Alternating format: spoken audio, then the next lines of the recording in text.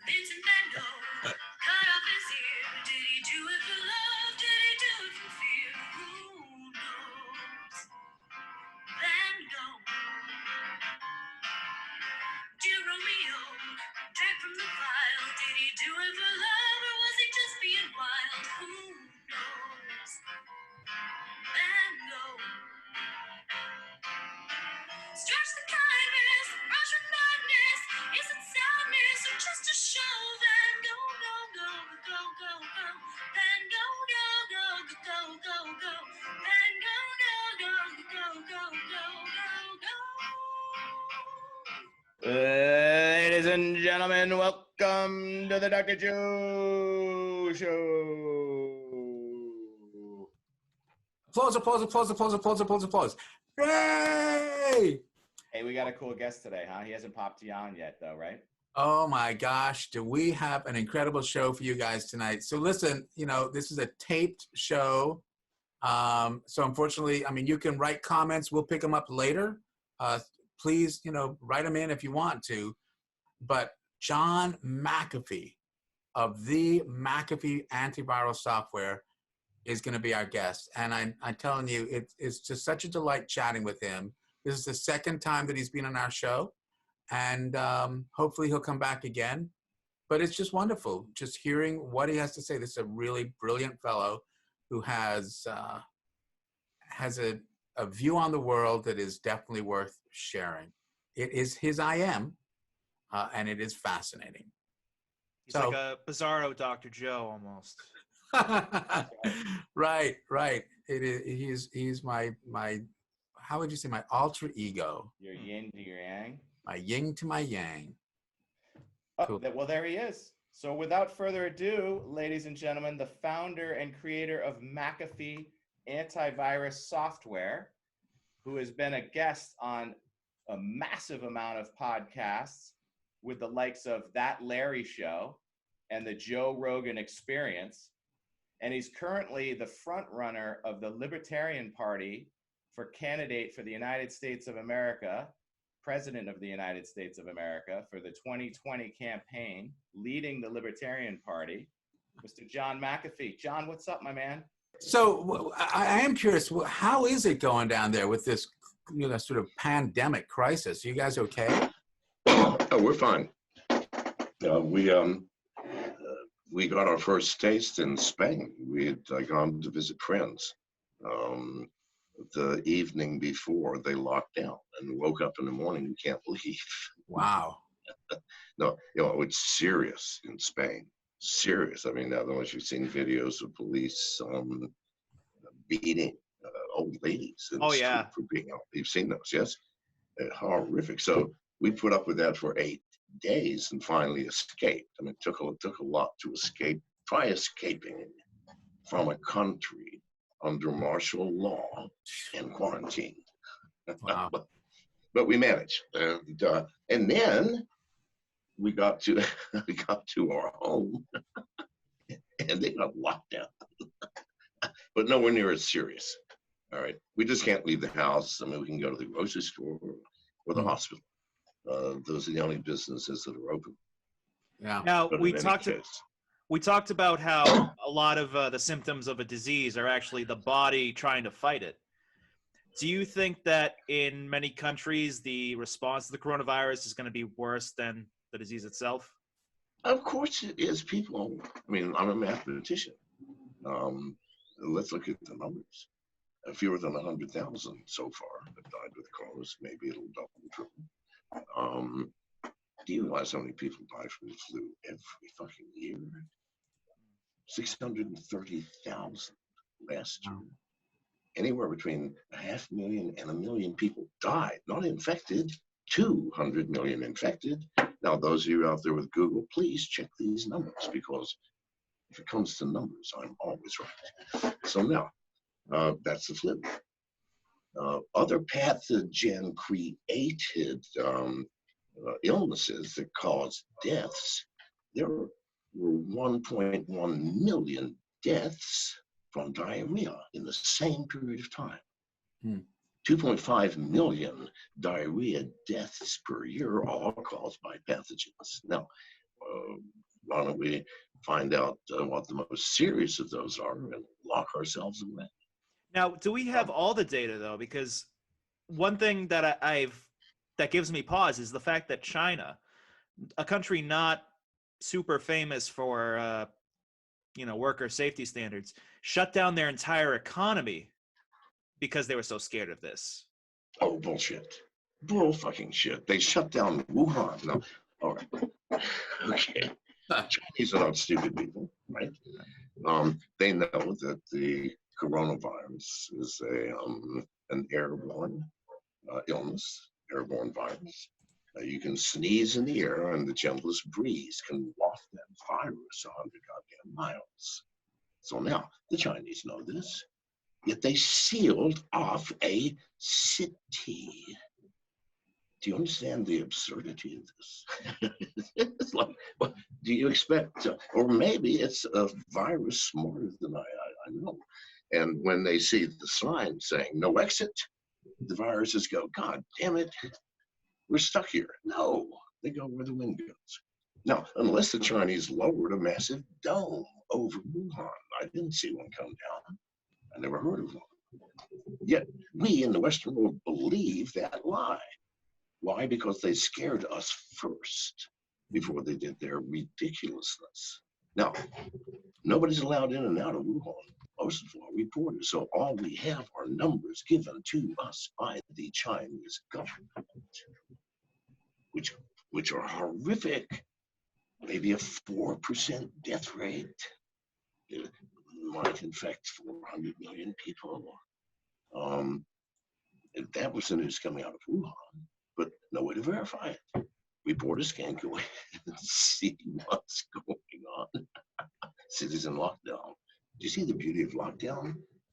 No one can know the truth of what's happening outside your goddamn house, people. And you're putting up with this because you're afraid. And the government said, we will save you. Well, let's run a few scenarios, shall we? The numbers don't add up because I've been watching the death rate, the death numbers every fucking morning from John Hopkins. People go, oh my God, it's it's a high percent, what is it fucking called? The incidence? The incidence? The prevalence? No, never mind. No, hang on. My mind just left me. What? Exponential? Is that what you're trying to say? Oh, fuck yes. Janice just goes, you Hello, mean Janice. exponential? She goes, Hello. oh, you mean exponential? And I go, Yeah. yes. That's That's it. what the press was saying. That's why we Everybody got believed it. Right. Please, why don't you go back and take a snapshot from that site or the World Health Organization, either one fairly reasonable to believe, and you look at them side by side by side. No, it is not geometric. It is not exponential. It's as linear as you can fucking get. And you show me any statistics. Now, number infected, oh, hell yes, that's going to go through the roof. Right. I don't have enough test kits to test it. We only count the ones that we can test. That's right. I promise you, anybody in the world dying of anything looking like a respiratory illness is tested. So you can damn well guarantee the death totals are accurate. So why don't we start with what we know has to be true? This is not a pandemic, for fuck's sake. Look at the numbers. I think there's less than 75,000. I said less than 100,000. I know, because this morning it was 54,000 dead. Tomorrow there'll be, I can predict it. You want me to predict tomorrow's numbers? Go ahead. Would you like me to do that? I'll be interested. 71,000 dead. You mark my fucking words. All right, now, so why? Because it's a linear curve. Any mathematician can plot the fucker out. We're not in a pandemic. We're not in a situation. In fact, this is far better than the flu. Flu killed 630,000 last year alone. Right. So what do you think the motivation is then for calling it a pandemic? Is there one? Oh, well, listen. You all look like adults to me, so maybe speak. Please. As adults. when all else fails. I go back to my early childhood learning. My grandfather telling me things like, you know, there's going to be a lot that you don't understand in this world. You never will. And every single moment is going to be a mystery. If you want to solve a mystery of who did what, all you have to do is look at the what and ask yourself, who benefited most? Now, a lot of people are saying the what is, it's the mainstream media sensationalizing everything. And everybody believes the mainstream media because if CNN and Fox and CNBC and RT all say the same goddamn thing, then you know every leader in the world is going to go, oh, it must be true. No, so I do know their sense. Everybody can see they're sensationalizing it. Look at the numbers. Look at what the mainstream media says. Now, so this is my conjecture. Who benefits from this chaos? Certainly no business in the world. Airlines, they're going to sink. Airplane manufacturers, paving companies, local bread manufacturers. Everything is going to fail except for one business. What is that business, people? The mainstream media. Because I promise you, today, they've got 10 times as many eyes per second on them than they had before this nonsense began. So they definitely benefited. I'm not saying they made it happen, but you've got to see they're going to come out kings of the fucking world. You're going to have all the goddamn money, the eyeballs, and all of the belief, because the mainstream media is going to manufacture a story where the government and large corporations and the mainstream media saved you all. If it were not for the media, we could not have convinced you to stay in your homes. You would not have known in advance of the horror that was coming from China. No, people. Let's So wake up. this No, isn't I'm sorry. even. There's one business, but you need to understand another thing. There's one business that benefits and one government that benefits. Can you guess what that government is? Don't you think we're gonna that the people, the general population, are gonna realize this and turn on the media and say, we don't trust you anymore. We therefore are not gonna listen or consume anything that you have to say anymore. Is it going to matter after they've already won? They've won. They don't give a shit whether you care anymore or not, because here's what's going to happen next, which they know, and anybody with a brain knows. Our economy is going to collapse. Every economy in this world is going to collapse. We've been inside, Janice and I, in Eastern and Western Europe, together for almost a month. Now, do you think the world, nothing like this has ever happened before, do you think the world will survive this? Yeah. Yeah. What if the squirrels, when they're gathering their nuts in that critical period where if they don't gather enough, they will die before springtime? So they're out there just doing what they have to. What if the squirrel said, you know what? There's a pandemic coming, and we'll all get sick and die. So stop what you're doing and go hide in your home. It's happening. That's what we have done. So, but that's just one thing. Every government in the world is going to virtually collapse. The dollar is going to hyperinflate. The only one country or one government that benefits, and that's China. China's already said, yeah, we're done. We got no more problem here, people. And they're cranking their shit up while the rest of the world is shutting down. Good God, could nobody see this coming? Interesting idea. Hey, what about Interesting crypto? idea. What? Do you tell me that China's not winning already? Yeah. Their economy's now flourishing. We got no problem, people. Don't panic. We're We fought it. We're done. That wall around Wuhan saved China. Okay, that's fine. John, You say no. Yes. John, do you think the Chinese created this virus? No. It's not a created virus, for fuck's sake. The coronavirus, please grab a medical book or go on Medline. It only costs $9 a month, and read some articles about coronaviruses. There are thousands of them. Been around since the first mammals popped out. That's right. From the earth. Yep. Who gives us? We don't have to create viruses. What, do you want a new one? Well, I don't know. Why don't you just take anything that recently died? If you get enough of them, you're going to find new viruses. I promise you. Mm-hmm. Yeah. You don't have to create a virus. Good God, people, no one does. Because if this was a created virus,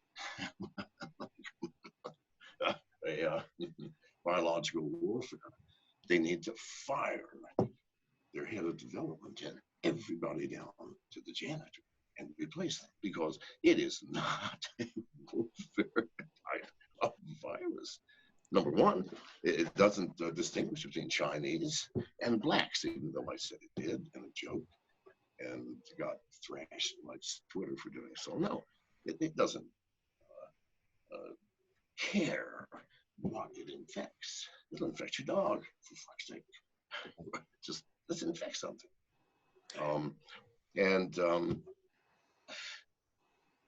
It is simply one of literally millions of biological enemies that we have that you just gotta fucking ignore.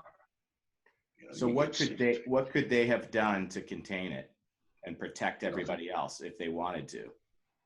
You can't contain a virus once it's infected more than one person, and those people have no, good God.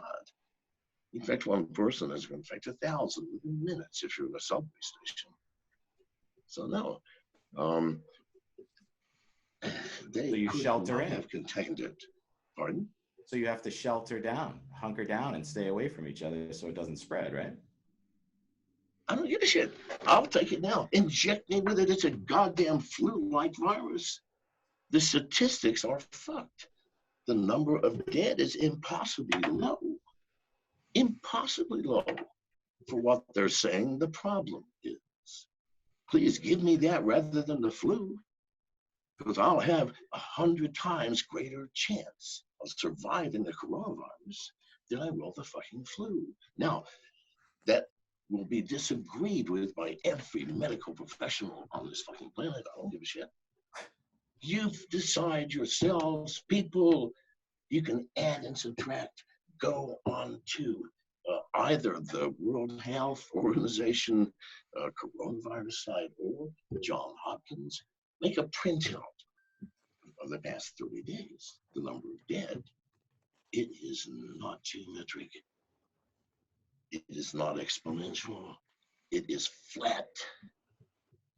Virtually the same number of new deaths every fucking day. Now, please, God, I want a virus like that. What do you think, though, of the sort of observations that are coming out that the world is healing itself in terms of smog and pollution? Do you think that's real? Let me tell you what I believe. I believe that when the world wants to heal itself, it's not going to lock us down. It's going to simply eradicate us. Because we are a fucking hopeless species, as I see it from the world's standpoint. The world's been around for what, 5 billion years? Plants have been around for what? 2 billion? 4 billion, yeah. Yeah. Animals have been around for almost 2 billion. Well, yeah. Animals, but the things that could leave a stationary thing and move around, like protozoa. Right. We've been around such a short period of time that standing, there's simply no way to see it in the scale of near infinity that the Earth has been here, doing its thing. Let's get humorous for a second, and yet real at the same time. Let's assume that Darwin is correct. Assume what? And, Darwin. that Darwin is correct. Yes. And Yes, I will be there. Yes. the evolution of species, as it is written, which I've read twice now, it's cover to cover, is as factual as you can get, specifically given the period of time in which you wrote it. Now, if so, then with the near infinite number of species that popped up, multiply that by the number of individuals over the span of the species existence. I mean, it's as close to infinity as you can possibly get. Mm. Chaos theory will tell you there has to be some serious order there.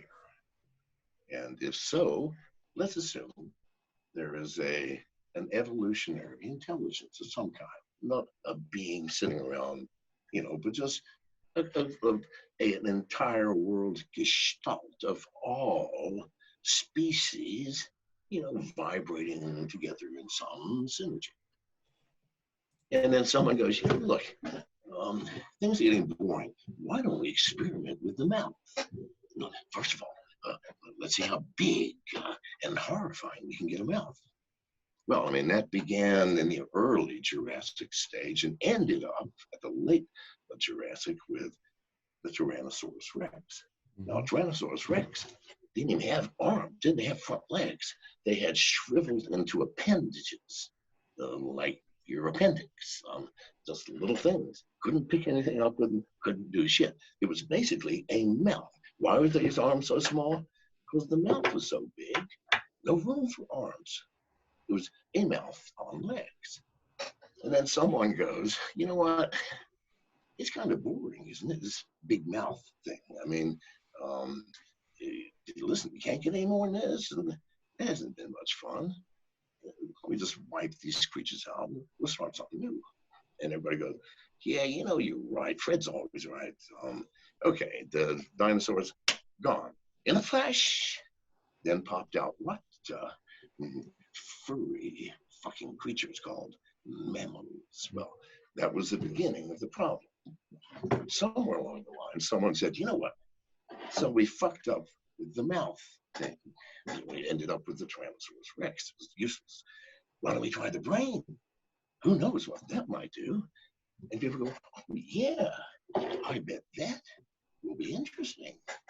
Well, if that's exactly how it works, then someone very soon is going to go, hey, you guys, listen, you idiots that did the brain experiment, look what the fuck you've done.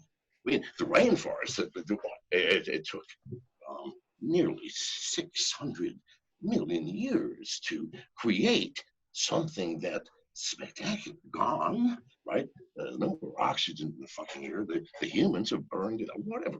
And then they'll all go, yeah, you're right, actually. Okay, let's get rid of man and all primates, and maybe even all mammals. I don't fucking know. But no, it's not going to put us in our homes in some subtle way to clean up the mess that we have made. No, it doesn't work that way. And we got to clean up our mess, or the world will just clean us off the map. Yeah, and I agree. And I think, part of that Tyrannosaurus reptilian brain was, it's a limbic brain, the reptilian brain. It's an ancient brain. And then we've got this mammalian brain with the neocortex. Neo is new, cortex is brain, our new brain. And especially this prefrontal cortex that can anticipate solving problems, executing a plan, and anticipating what will happen next. And fucking you up with planning for the future. And it can. But do you think maybe, this is just, sort of totally out there, but I wonder if we're not on the cusp of an evolutionary leap, where we really shift this brain from this impulsive limbic system to this more rational prefrontal cortical thing. I know it's kind of nutty, but I really do think that we're right on the brink of something. I think you both believe there's a leap. It's just that Dr. Joe you're leaping into something better. And John, you think we're leaping off a cliff. Yeah, no. I think we're going off a Cliff. I really do. I mean, we don't have to have that evolution to it. We're doing it to ourselves. Yeah. You know, some lab someday, some will create the virus that does in fact infect 100% of the people and does in fact have a 100% death rate. Well, okay.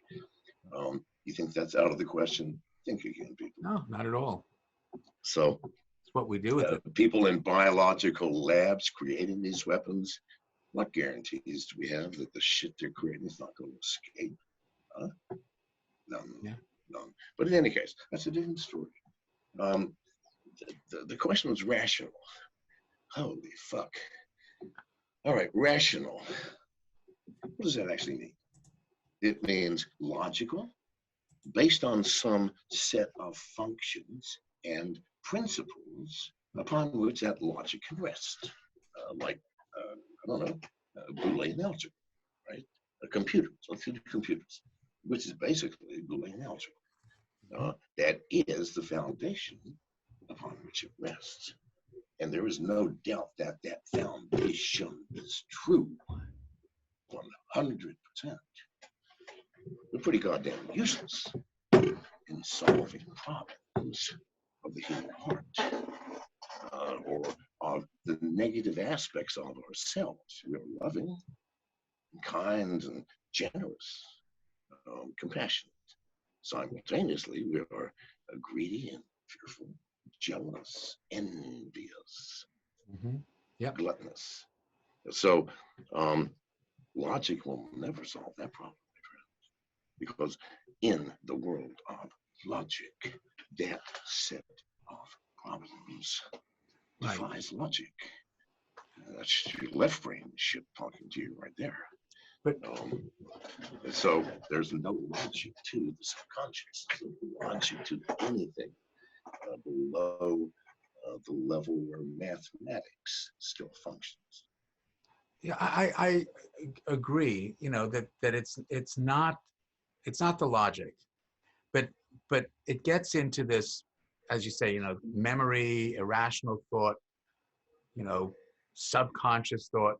Oh my God. That almost brings us back into your therapy session. Oh, okay. Let's do therapy. Welcome back. Except we don't have time. We've already. Oh no! Ah. Oh no, we ran out of time. Rain check. Before we do that though, can we see Janice? Because I would love once again just to thank her if she wants to come on. Thank her once again for arranging this, because it's really terrific. It's the reason. Okay, I'm serious now.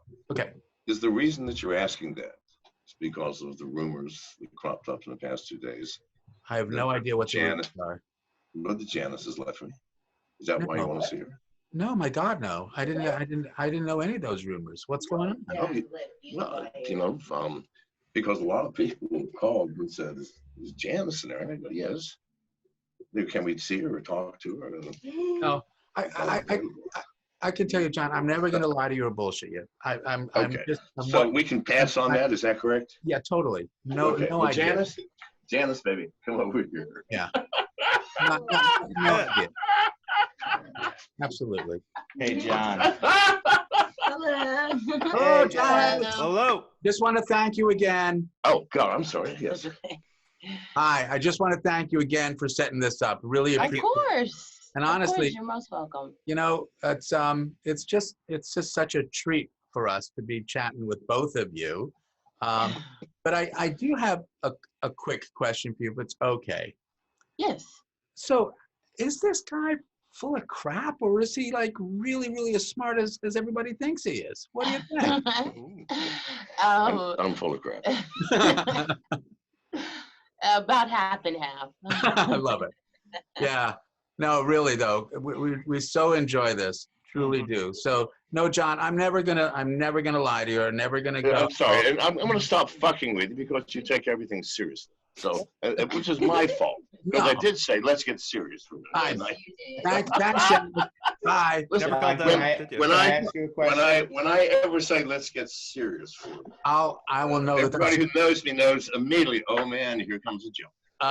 Okay, good. I will absorb that into my head. I got a quick question for you though. I know Mark's got a question too, but You mentioned your grandfather, and Yes. you mentioned growing up. So where did you grow up, actually? Okay, well, I was born in England. My father was a U.S. serviceman serving in World War II.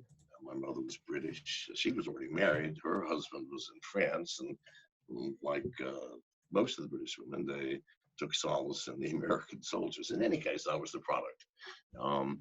When I was 2, we went to America because at the end of the war, my dad left. I was with my mom when I was born. My dad went there.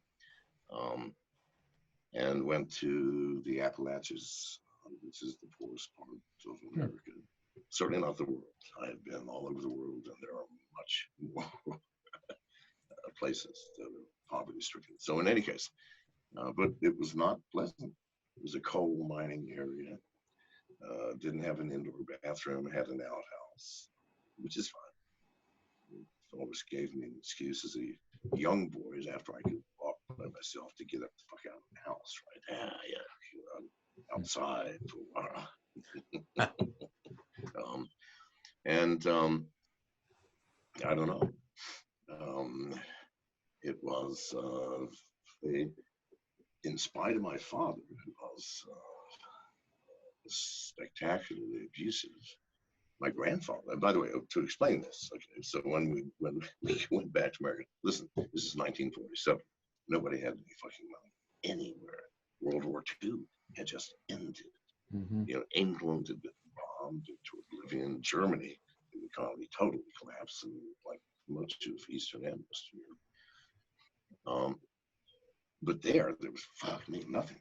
So we were living in a 2-room apartment underneath, on the first floor of my grandfather's and grandmother's house, which is a bigger house up above. Right? So my grandfather was always the counterbalance to my dad. My grandfather had lived I'm talking all right, so because I love talking about my grandfather.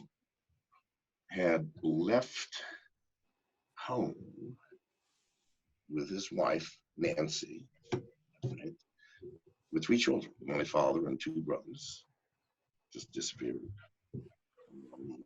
Came back, and then the kids were young.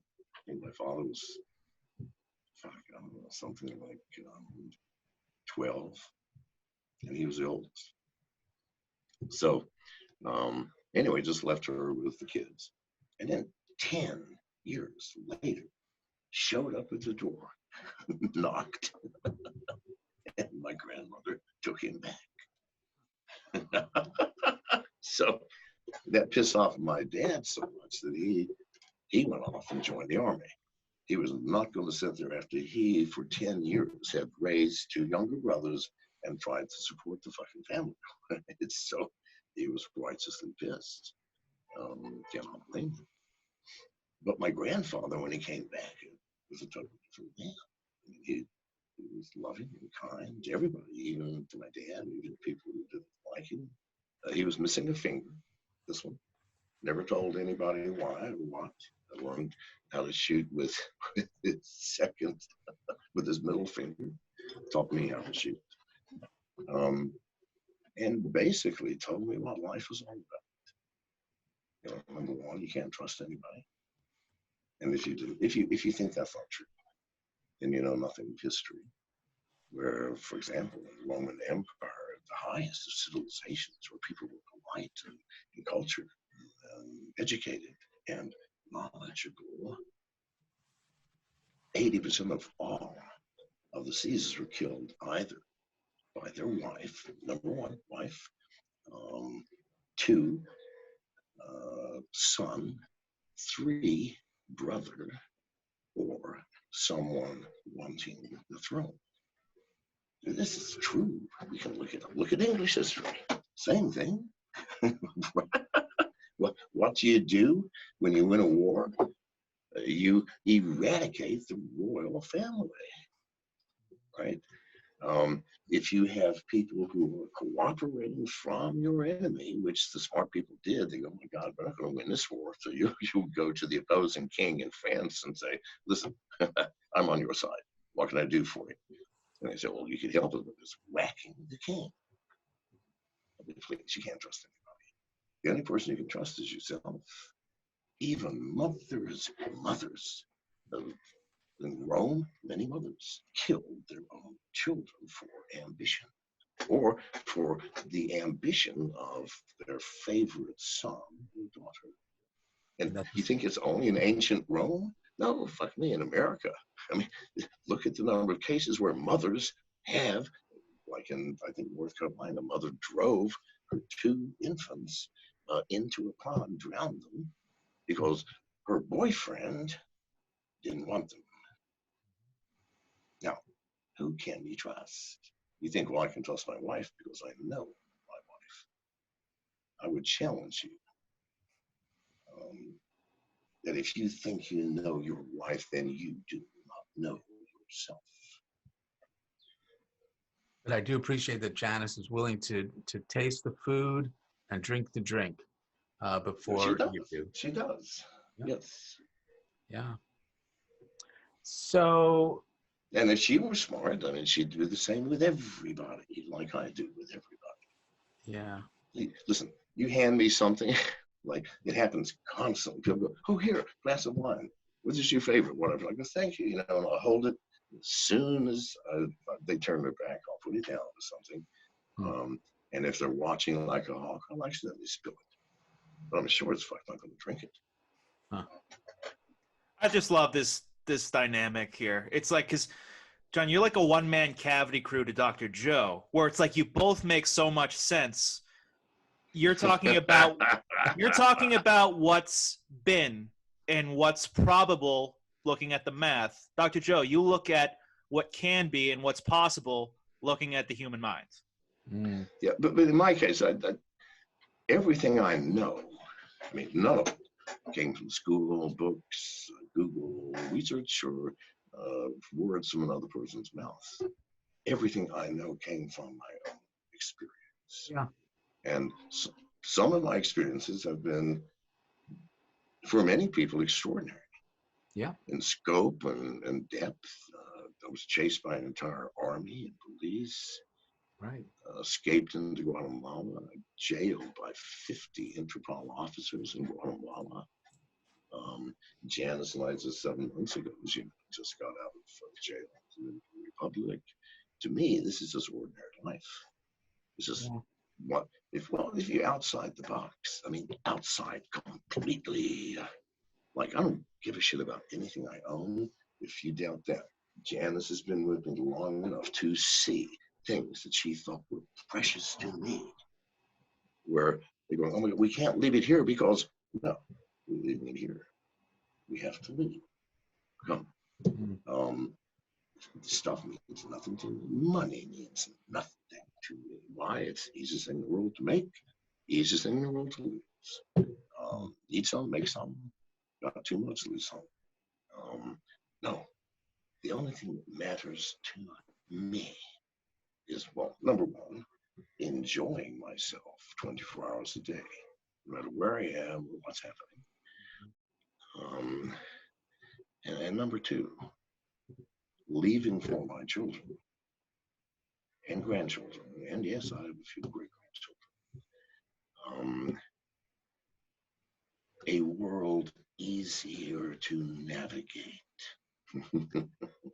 John, the one I entered. And you still think that's possible? Yes, it's already happening in some ways. I mean, yes, it's possible. But it is possible. I think that says wonderful things about you, John.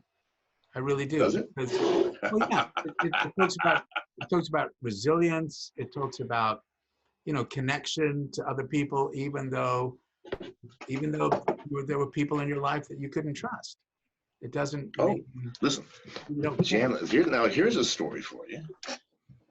Okay, so from the time Janice has been with me, and I've always had security guards, as many as 50 sometimes. I had 17 when they tried to arrest me in Belize. We've had, what's the max we've had, baby? Oh, at one time, 7. 7. So, but a different class. Okay. Only Navy SEALs and Marines, ex-Marines, ex-Navy SEALs. really tough motherfuckers. Now, when I ask anybody for recommendations for security, I don't know what their motivation might be for recommending someone. If I answer an ad or put an ad in, I'm inviting my enemies to join my team. So I don't care. I do one time, I'll do something else another. I've advertised on my Twitter account for security people. 25% of the people I hire are plants. And like, okay, here's one guy. This is so fucking crazy. What was his name? The Colombian guy. Ian. Okay, so so I had this one guy. Now keep in mind, the Sinaloa cartel was after me for the first 3 years, 4 years, when I came back to America on behalf of police who I'd embarrassed and totally destroyed their economy in some senses. Tourists didn't go there for 2 years after all the negative stuff in the world press. Where was it? You talk about Ian. hiring. Ian. I can't remember that bastard's name. Okay, Ian. So now Ian, so he comes to apply. Now in his resume, he's Colombian, speaks fluent English. He is ex-military, and it's pretty fucking obvious. Just the way, you know, I've sometimes throw a random pistol in their direction and say, disassemble it. Yeah. You can throw me any fucking pistol on the planet, and I can do so without watching. If they can't, then I'll go try. So, you know, things like this. And then he said he was with Colombian intelligence services.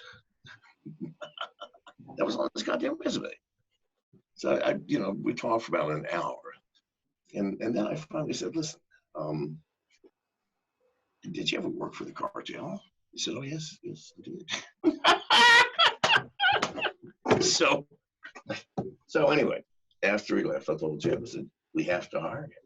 We have to, because he's obviously not who he says he is. I mean, if he is, he's an idiot.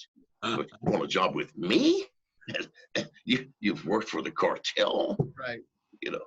So in any case, Ian, we hired him, and it didn't turn out well. But while he was there, it didn't turn out well for him. We fired him. I always fire these people after I find out, because really, once you get to know someone, their habits, do they drink, do they smoke weed, do they take uppers or downers? I mean, yeah, you know. So you've got the drug avenue for controlling behavior to the point that they trust you, the trust behavior. That is the listening to you when you actually talk. Asking you questions are pretty goddamn deep. Things like this.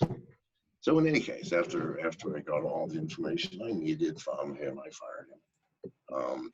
But 1 out of 4 my entire life has been false. Once I had the need for security, listen, you get enough governments angry at you, you have to have security. I'm sorry, it's just the way it works. What a balancing act between security and trust. How do you balance? There's no trust. I have no trust. There's no balancing act at all. I don't trust anybody, so there's nothing to balance. You know? Nothing to balance. I just perceive in this person that it has nothing to trust. I see, as a matter of fact, dude, they should have sent somebody else. I mean, what idiot chose you? The man that I would never hire in a million years if I were a straight shooting, you know, somebody who hired Janice as a go. Anyway, it's been very nice, and thank you very much. I'm sorry I have to go now. No, understand. Thanks, John. All right. Thank you. Bye. We're still recording, right? So yeah. So he took off his glasses for the first time I've ever seen. You noticed that, Thomas? Mm-hmm. Yep. He did. I think he wants to find someone who can convince him he's wrong. Maybe. You know, I tell you what I was going to say, and again, I just want him to talk right now, but what I was resonating with me was I also lived in a growing up world where trust was not there. You know, and I'll be perfectly honest, you know, my parents argued, they were, you know, at each other all the time. And I learned all of that. But I remember very young making a conscious decision, not knowing anything about the prefrontal cortex at the time, but consciously saying, I am not going to repeat what my parents did. I'm not going to have that kind of a marriage, that kind of a life, that kind of discord. I know there's something else there, and I'm going to find it and create it at the same time. And I got to tell you, I was blessed, totally blessed, because a series of things occurred in my life where I became more and more convinced of that. Zoom was one of them. Zoom came at such a pivotal time in my life when my parents were in the midst of a pretty contentious divorce. And all of a sudden I had somewhere to go every afternoon where I was being sort of accepted and valued and being part of a community. It sounded like his grandfather was that for him. Yes, yes, very much so, very much so. And that's that balancing act, because, you know, I hear in him all of this anger and this mistrust, and yet I think he's a really caring, sensitive guy. Yeah, I get that too. You know, there's a Japanese term for it, tsundere. I think that describes it, where a character seems rough and cynical on the outside, but very gooey and sentimental on the inside. Yeah.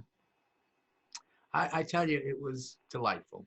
Truly a delightful. I'd love to get him back on as this progresses too, because I was really interested. You saw me trying to get in there a couple of times, but I'm trying to understand his business mind of this. Like, how as a leader would he be handling this? You know, what are the is he watching? You know, is he seeing what fools the politicians are with their passive, you know, demands and guidelines, and then backpedaling, and then, you know, saying, do this now, we've got new information, you know, and the lack of leadership that we have right now in America. I'd love to hear, because I know, you know, he's the libertarian guy. I can't wait to start seeing him on some of these political interviews. Yeah. And as an owner of a massive corporation, you know, I know he was the creator, founder, and then, you know, I think the Wall Street venture kind of people, you know, pushed him out. He was more like a Steve Jobs and those guys that, you know, created, founded, but like managing through this. I would have loved to have heard how he would have managed through this, although his people would probably be all remote, and, you know, or it wouldn't affect a company like his at all, I would imagine. Well, I'm sorry. I didn't mean to. No, listen, you know, you have to understand, I am fascinated as a viewer just sitting here watching that guy. This was a meeting of the minds. But... Yeah. Watching the two of you go and just him open up. I mean, he's very much accepting the therapy right now. Yes, I think so. It's really, really quite interesting, and, you know, looking forward to doing it again with him. I hope he does, but I will get used to his sense of humor. Well, it's hard. You know what? He's super intimidating, you know, because you think you might be offending him, but you're not. You know what? It's Autism Awareness Month. Now you guys know how it feels. Interesting. I think that wonderful, wonderful insight. Let's say goodnight. Let's do it. Great insight, Tom. Thank you so much. Vincent Van Gogh, cut off